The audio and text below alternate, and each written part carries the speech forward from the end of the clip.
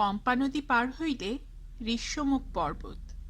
সেই ঋষ্যমুখ পর্বতের নিকটে বানরদিগের রাজা সুগ্রীব আর কয়েকটি বানর সঙ্গে লইয়া বেড়াইতেছিল। বেড়াইতে বেড়াইতে সে দেখিল যে দুইজন মানুষ সেই দিকে আসিতেছে। এই দুইজন অবশ্য রাম ও লক্ষ্মণ ছাড়া আর কেহ নহেন, কিন্তু সুগ্রীবের মনে সর্বদাই বালির ভয় লাগিয়াছিল। বালি তাহাকে রাজ্য হইতে তাড়াইয়া দিয়াছে, আবার কখন হয়তো তাহার লোক আসিয়া তাহাকে মারিবে। এই জন্য রাম লক্ষ্মণকে দেখিয়াই সে ভাবিল বুঝি তাহারাও বালিরই লোক। তাই সে সঙ্গের বানরদিগকে বলিল, সর্বনাশ হইয়াছে, এই দুইজন নিশ্চয়ই বালির লোক।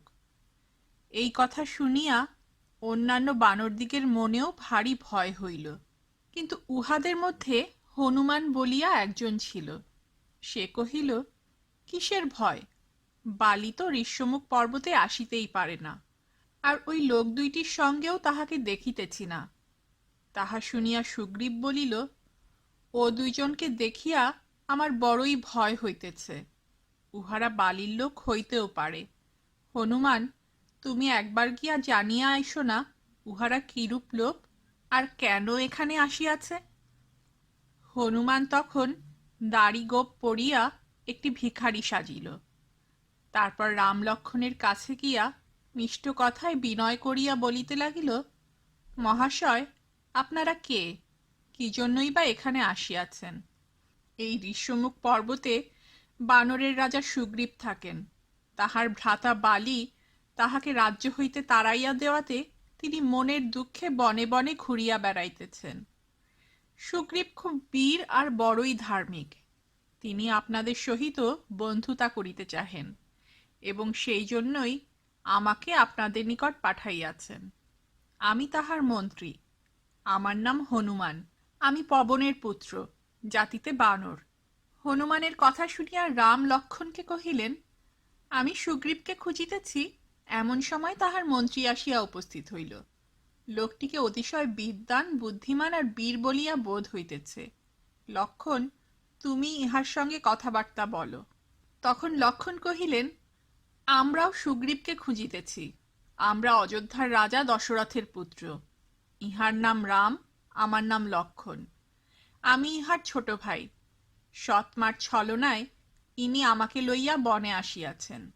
ইহার স্ত্রী সীতাদেবীও সঙ্গে আসিয়াছিলেন, কিন্তু কোনো দুষ্ট রাক্ষস তাহাকে কোথায় লইয়া গিয়াছে তাহার কিছুই জানি না। শুনিয়াছি তোমাদের রাজা সুগ্রীব খুব বুদ্ধিমান, হয়তো তিনি সেই রাক্ষসকে জানেন, তাই রাম তাহার সহিত বন্ধুতা করিতে আসিয়াছেন। হনুমান কহিল, সুগ্রীব অবশ্যই ইহার সহিত বন্ধুতা করিবেন, আর বানরদিগকে লইয়া সীতাকে খুঁজিয়া বাহির করিবেন। বালির ভয়ে তিনি বনে বনে ঘুরিয়া বেড়াইতেছেন, সুতরাং আপনাদের আশাতে তাহারও উপকার হইতে পারে। তারপর হনুমান রাম লক্ষ্মণকে পিঠে করিয়া সুগ্রীবের নিকট লইয়া গেল। সুগ্রীব রামের পরিচয় পাইয়া কহিল, তুমি পৃথিবীর মধ্যে সকলের বড়, আর আমি বানর। তুমি আমার সহিত বন্ধুতা করিতে আসিয়াছ, আমার কি সৌভাগ্য। তখনই হনুমান দুইখানি কাঠ ঘষিয়া আগুন জ্বালিল। সেই আগুনের সম্মুখে সুগ্রীব রামের সহিত কোলাকুলি করিয়া কহিল, তুমি আমার বন্ধু হইলে, এখন হইতে তোমার যাহা ইচ্ছা আমারও তাহাই ইচ্ছা হইবে। যাহাতে তোমার সুখ হয় তাহাতে আমারও সুখ হইবে, আর যাহাতে তোমার দুঃখ হয় তাহাতে আমারও দুঃখ হইবে। এইরূপে রাম আর সুগ্রীবের বন্ধুতা হইয়া গেল। তারপর তাহারা গাছের পাতার বিছানায় বসিয়া নিজ নিজ সুখ দুঃখের কথা কহিতে লাগিলেন। রাম কহিলেন, বন্ধু, আমি বালিকে মারিয়া তোমার ভয় দূর করিব। সুগ্রীব কহিল, বন্ধু, তুমি সাহায্য করিলে আমি যে আবার রাজ্য পাইব তাহাতে সন্দেহ কি? তোমার কষ্টও দূর করিয়া দিব। সীতা যেখানেই থাকুন আমরা তাহাকে খুঁজিয়া বাহির করিবই করিব। কেহই তাহাকে লুকাইয়া রাখিতে পারিবে না। সেদিন এইখান দিয়া রাবণ একটি মেয়েকে লইয়া যাইতেছিল, বোধহয় তিনিই সীতা। তিনি তোমার নাম ধরিয়া কাঁদিতেছিলেন। আমাদিগকে দেখিতে পাইয়া গায়ের চাদর আর গহনা ফেলিয়া দিলেন। আমরা তাহা পর্বতের গুহায় লুকাইয়া রাখিয়াছি, দেখিয়া হয়তো চিনিতে পারিবে। এই বলিয়া সুগ্রীব সীতার সেই সকল অলঙ্কার আর কাপড় আনিয়া রামকে দেখাইল। সীতার গায়ের চাদর, তাহার দুইখানি নূপুর, তাহার কেউর আর কুণ্ডল, এ সকল দেখিয়া রাম চিনিতে পারিলেন। তখন তাহার দুঃখ যেন আরো বাড়িয়া গেল। সুগ্রীব তাহাকে অনেক বুঝাইয়া কহিল, বন্ধু, দুঃখ করিও না, আমরা নিশ্চয়ই সীতাকে আনিয়া দিব। এইরূপে দুই বন্ধুতে দুইজনের দুঃখ দূর করিবার জন্য প্রতিজ্ঞা করিলেন। তারপর সুগ্রীব আর বালির ঝগড়ার কথা উঠিল। একটা অসুর ছিল, তাহার নাম মায়াবী। সে দুন্দুভি নামক দানবের বড় ছেলে। একবার বালির সঙ্গে মায়াবীর যুদ্ধ হয়। তখন বালির তাড়া খাইয়া সে একটা প্রকাণ্ড গর্তের ভিতরে গিয়া ঢোকে। বালিও সুগ্রীবকে সেই গর্তের মুখে রাখিয়া সেই অসুরের সঙ্গে সঙ্গে তাহার ভিতরে ঢুকিল। সুগ্রীব 1 বৎসর সেই গর্তের মুখের কাছে বসিয়া রহিল, কিন্তু বালি ফিরিল না। শেষে গর্তের ভিতর হইতে গরম রক্ত বাহির হইতে লাগিল। অসুরদিগের ভয়ানক গর্জন শোনা গেল। তাহাতে সুগ্রীব মনে করিল বুঝি বালি মারা গিয়াছে। তখন সে অসুরের ভয়ে গর্তের মুখে এক প্রকাণ্ড পাথর চাপা দিয়া কাঁদিতে কাঁদিতে কিষ্কিন্ধায় ফিরিয়া আসিল। সেখানকার লোকেরা বালি মরিয়াছে জানিয়া সুগ্রীবকে রাজা করিল। ইহার পর বালি ফিরিয়া আসিয়া দেখিল সুগ্রীব রাজা হইয়াছে। তখন সে কহিল, আমি সুগ্রীবকে গর্তের মুখে রাখিয়া অসুর মারিতে গিয়াছিলাম। ইহার মধ্যে হতভাগা আমার রাজ্য লইবার ফন্দি করিয়া আমাকে পাথর চাপা দিয়া আসিয়াছে। এই বলিয়া সে সুগ্রীবকে অনেক কষ্ট দিয়া তাড়াইয়া দিল। তাহার কোনো কথাই শুনিল না। তারপর হইতে সুগ্রীব বালির ভয়ে ঋষ্যমুখ পর্বতে আসিয়া বাস করিতেছে। মতঙ্গমুনির শাপে বালি ঋষ্যমুখ পর্বতে আসিতে পারে না। কাজেই সেখানে থাকিলে সুগ্রীবের ভয় অনেকটা কম থাকে। রাম বালিকে মারিবেন শুনিয়া সুগ্রীব খুব সন্তুষ্ট হইল। এখন কিষ্কিন্ধায় গিয়া বালির সঙ্গে যুদ্ধ বাধাইতে পারিলেই কাজ হইবে। সুতরাং সকলে মিলিয়া কিষ্কিন্ধায় আসিল। সেখানে আসিয়া সুগ্রীব কোমরে কাপড় জড়াইয়া আকাশ ফাটাইয়া চিৎকার করিতে লাগিল, কোথায় গেলে দাদা, আসো দেখি, একবার যুদ্ধ করি। তাহা শুনিয়া রাগে বালির রক্ত গরম হইয়া উঠিল। তখনই দাঁত কড়মড় করিতে করিতে ঝড়ের মতো আসিয়া উপস্থিত। তখন দুজনে কি ভয়ানক যুদ্ধ হইল তাহা কি বলিব। কিল আর চরের চোটে দুইজনের মুখ দিয়াই রক্ত উঠিতে লাগিল। এদিকে রাম বড়ই ভাবনায় পড়িয়াছেন। বালি আর সুগ্রীব দেখিতে একই রকম। তিনি মনে করিয়াছিলেন যে যুদ্ধের সময় বালিকে বাণ মারিবেন, কিন্তু এখন কোনটা যে বালি তাহা তিনি বুঝিতেই পারিতেছেন না। কাজেই তখন আর বাণ মারা হইল না। সে যাত্রায় সুগ্রীবকে কেবল অনেকগুলি কিল চর খাইয়াই হাঁপাইতে হাঁপাইতে ঋষ্যমুখ পর্বতে পলাইয়া আসিতে হইল। সেখানে আসিয়া সে রামকে বলিল, এই বুঝি তোমার কাজ? তোমার কথায় আমি বালির সঙ্গে যুদ্ধ করিতে গিয়া এতগুলি মার খাইলাম, আর তুমি চুপ করিয়া তামাশা দেখিলে। তখন রাম তাহাকে বুঝাইয়া বলিলেন, তুমি আর বালি দেখিতে ঠিক একই রকম, কাজেই তোমাদের কোনটিকে আমি কিছুতেই বুঝিতে পারি নাই। বালিকে মারিতে গিয়া যদি তোমাকে মারিয়া ফেলিতাম তাহা হইলে লোকে আমাকে কি বলিত। তুমি আবার যুদ্ধ করিতে যাও, আর এমন একটা কোনো চিহ্ন লইয়া যাও যাহাতে আমি তোমাকে চিনিতে পারি। এই কথা বলিয়া তিনি লক্ষণকে কহিলেন, লক্ষণ, তুমি মূল শুদ্ধ ওই নাগপুষ্পী লতাটি আনিয়া সুগ্রীবের গলায় বাঁধিয়া দাও। লক্ষণ তাহাই করিলেন। এবারে সুগ্রীবের মনে খুবই সাহস, সুতরাং সে আগের চেয়ে অনেক বেশি করিয়া চেঁচাইতে লাগিল। তাহা শুনিয়া বালিও বাহির হইয়া আসিতে আর বিলম্ব করিল না। আর যুদ্ধ যেমন তেমন হইল না। কিল চর লাথি গুতা আঁচড় কামড় কোনোটারই ত্রুটি নাই। এমন সময় রামের বাণ ভয়ানক শব্দে বালির বুকে আসিয়া বিঁধিল। বাণের ঘায়ে বালিকে মাটিতে পড়িতে দেখিয়া রাম লক্ষণ তাহার নিকট ছুটিয়া আসিলেন। তখন বালি রামকে অনেক গালি দিল। সে কহিল, তুমি কেমন লোক? চুরি করিয়া কেন আমার উপর বাণ মারিলে? সামনে আসিয়া যুদ্ধ করিতে তবে দেখিতাম। রাম কহিলেন, আমার বন্ধুর নিকট আমি প্রতিজ্ঞা করিয়াছিলাম যে তোমাকে মারিব, কাজেই তোমাকে মারিয়াছি।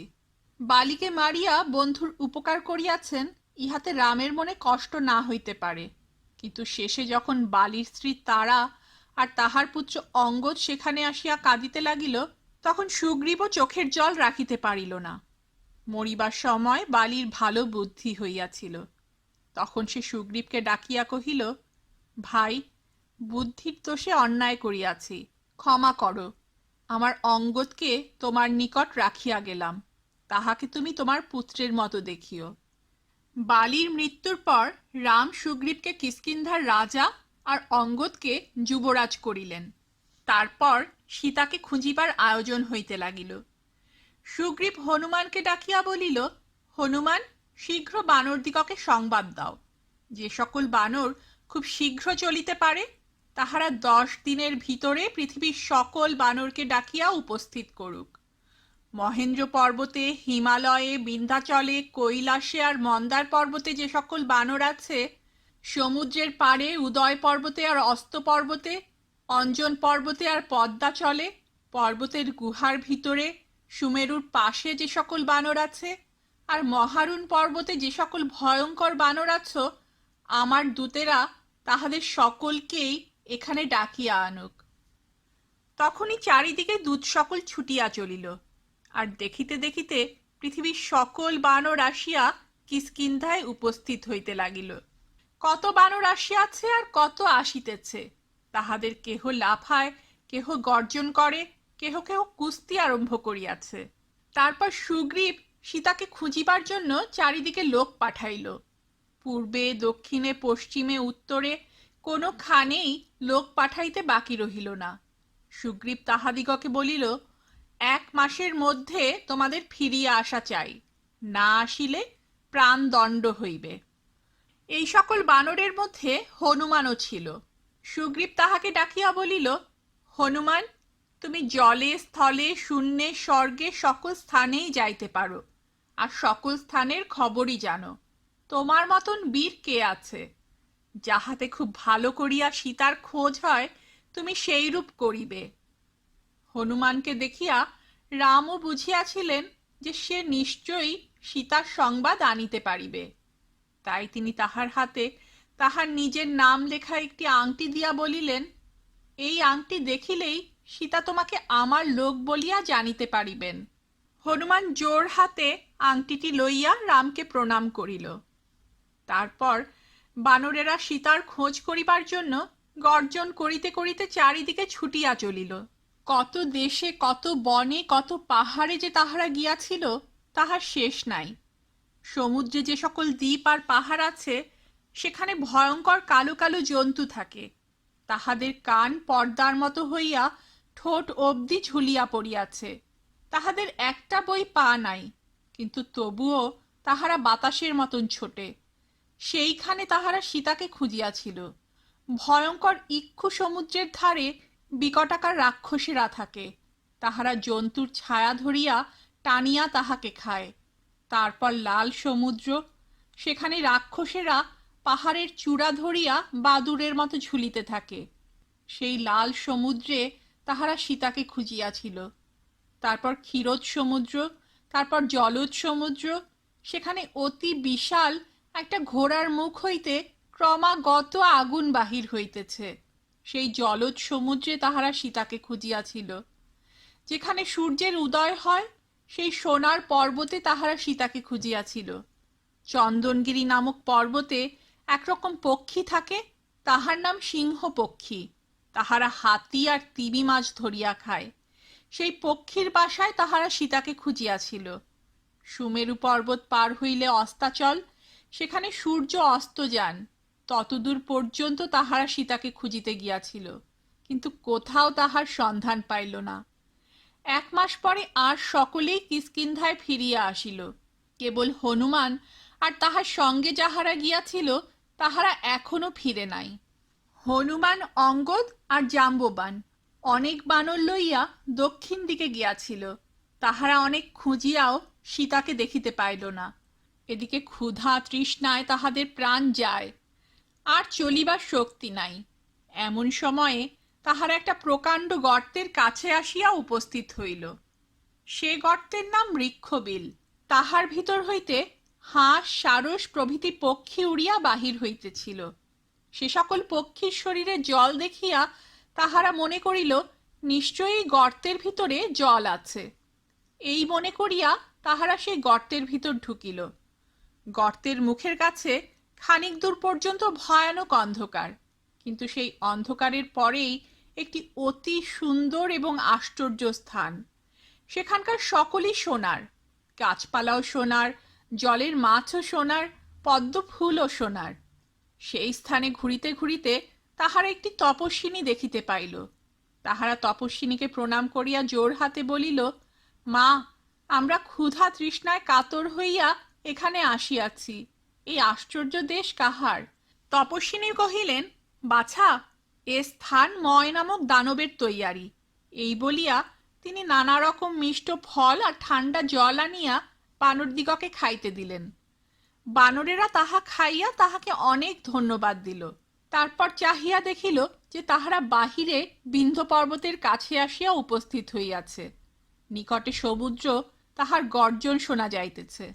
গর্তের বাহিরে আসিয়া কিন্তু তাহাদের একটু আনন্দ হইল না। তাহাদের তখন বারবার এই কথা মনে হইতে লাগিল, সীতার কোনো সংবাদই পাওয়া গেল না। এখন কোন মুখে দেশে ফিরিব? সুগ্রীব আগেই বলিয়াছেন যে 1 মাসের ভিতর না ফিরিলে তিনি মারিয়া ফেলিবেন। তাহার চেয়ে এইখানে না খাইয়া মরা অনেক ভালো। এইরূপে মরিবার জন্য প্রস্তুত হইয়া তাহারা খাওয়া দাওয়া ছাড়িয়া দিয়া দক্ষিণ মুখে সমুদ্রের ধারে বসিয়া রহিল। সেইখানে বিন্ধ্য পর্বতের উপরে জটায়ুর দাদা সম্পাতি পাখি থাকিত। সে বানরদিগকে দেখিয়া বলিল, অনেক দিন পরে আমার জন্য এতগুলি খাবার জিনিস আসিয়া উপস্থিত হইয়াছে। এই সকল বানরের এক একটি মরিবে, আর আমি খাইব। এই কথা শুনিয়া অঙ্গদ হনুমানকে বলিল, ওই দেখো, যম নিজেই পাখি সাজিয়া আমাদিগকে লইতে আসিয়াছে। আমাদের প্রাণ গেল, তবুও রামের কাজ হইল না। জটায়ু যুদ্ধ করিয়া সীতার জন্য প্রাণ দিয়াছিল, জটায়ুই সুখী। জটায়ুর নাম শুনিয়া সম্পাতি কাঁদিতে কাঁদিতে বলিল, কে তোমরা আমার প্রাণের ভাই জটায়ুর মৃত্যুর কথা বলিতেছ? জটায়ু কেমন করিয়া মরিল? আমার পাখা পুড়িয়া গিয়াছে, আমি উড়িতে পারি না, তোমরা আমাকে ধরিয়া নামাও। তখন অঙ্গদ সম্পাতিকে পাহাড় হইতে নামাইয়া আনিল। তারপর নিজেদের পরিচয় দিয়া রামের বনবাসের কথা, রাবণের সীতাকে লইয়া যাইবার কথা, জটায়ুর মৃত্যুর কথা, সুগ্রীবের আর রামের বন্ধুতার কথা, বালির মৃত্যুর কথা, সীতাকে খুঁজিবার কথা একে একে সকলই তাহাকে বলিল। অঙ্গদের কথা শুনিয়া সম্পাতি বলিল, তোমরা যে জটায়ুর কথা বলিতেছ, সে আমার ভাই। তাহাকে যে মারিয়াছে, তাহার শাস্তি দেই এমন শক্তি আমার আর এখন নাই। ছেলেবেলায় আমরা 2 ভাই মিলিয়া ইন্দ্রকে জয় করিয়াছিলাম। ফিরিবার সময় সূর্যের নিকট হইতে আসিতে গিয়া তাহার তেজে জটায়ু অজ্ঞান হইয়া গেল। তাহাকে ঢাকিতে গিয়া আমিও পাখা পুড়িয়া এখানে পড়িলাম। সেই অবধি আমি এখানে পড়িয়া আছি। ইহা শুনিয়া অঙ্গদ বলিল, রাবণ কোথায় থাকে জানো কি?